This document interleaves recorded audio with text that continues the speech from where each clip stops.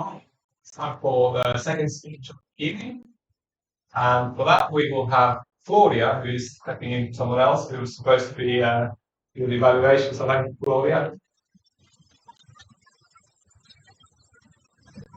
Good evening, Madam President, Mr. Toastmaster, fellow Toastmaster, and most welcome guests. I have the pleasure tonight to be evaluating our own Mike. Mike, I would say, has many superpowers, and he keeps demonstrating that each speech he does and he delivers on his stage.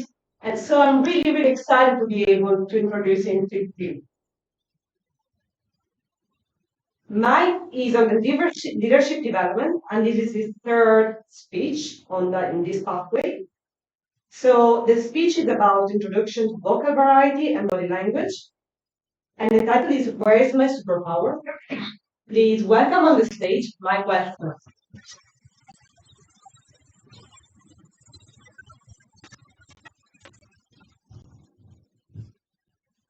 This might surprise you, but I'm a huge nerd. I know you would have never guessed that from the outside. This body, this fashion sense, you would never guess I was a huge nerd. I am. I love superhero films. I just love the idea that people can gain powers beyond that of an average human. But I particularly love the ones, not the ones who are playboy millionaires or tech entrepreneurs who develop big suits. It's the ones who start from nothing. You struggle against a challenge and develop real power, become real heroes. I think that's fantastic. I think there's a great story behind that, something particularly inspiring from it. And it's great that so many of the tropes tends to be people who are struggling with a challenge, whether it's disability or something holding them back.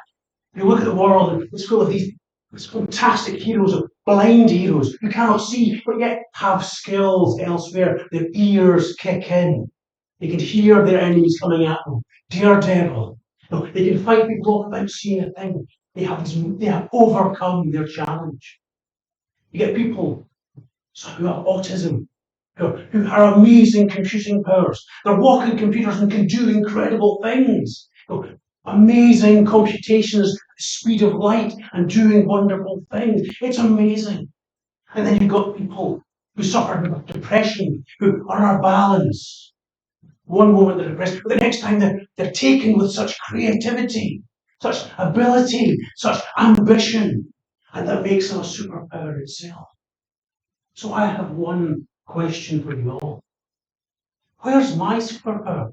I'm an asthmatic. Where's my superpower? Where is the asthmatic superhero?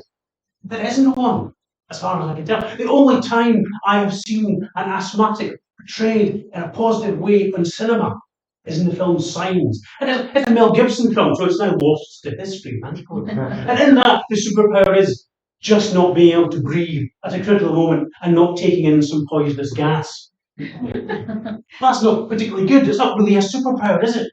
But where is the superpower for the asthmatics? There isn't one. I mean, we're portrayed as weak, weedy, so struggling to breathe, always holding people back. Every other challenge and disability gets a superhero. Where's the one for the asthmatics? Could you raise your hand if you're also asthmatic? Yeah, we'll say that should be 1 in 20, we probably more than that. Where are our superheroes? Where are the people we can look to and say, yes, I can achieve more than that. I can move beyond my asthma. And the problem is, when asthma is portrayed, it's always portrayed wrongly. You'll get a scene in the cinema, or on film, the asthmatic guy goes, great!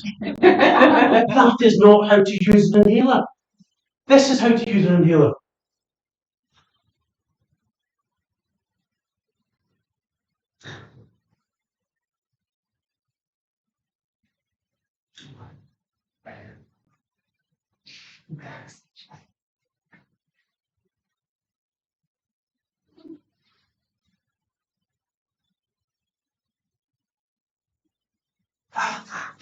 It's not very cinematic. I can understand why they don't do that. The problem is it's misrepresentation. And that's what I'm trying to get at here. All of this is misrepresentation.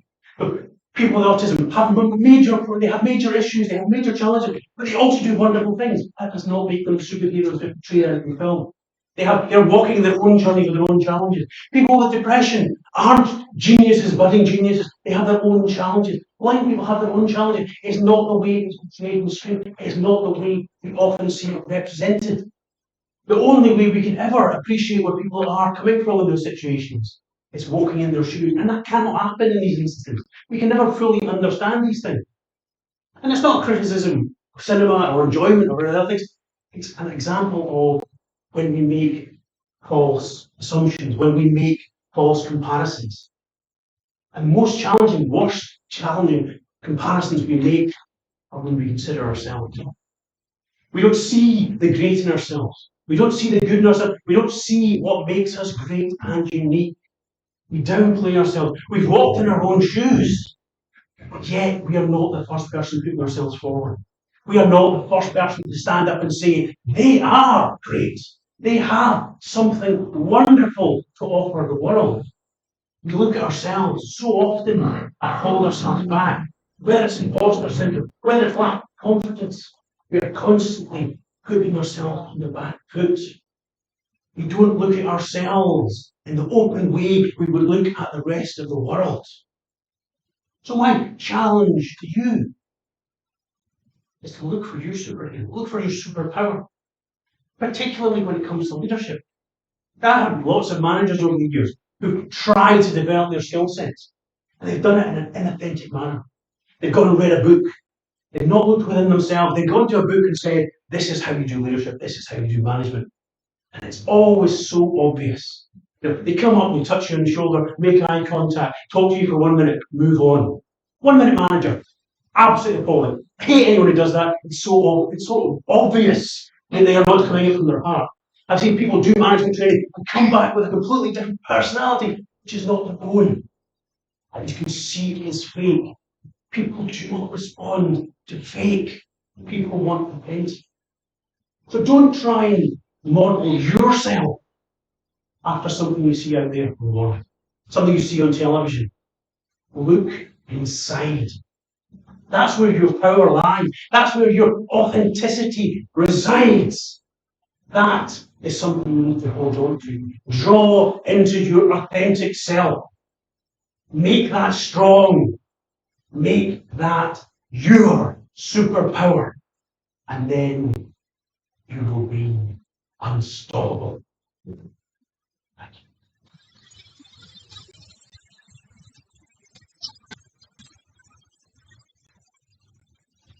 Thank you, Mike. Speeches always leaves us speechless. The rest of us. Give me a second on the Google. Yeah. There.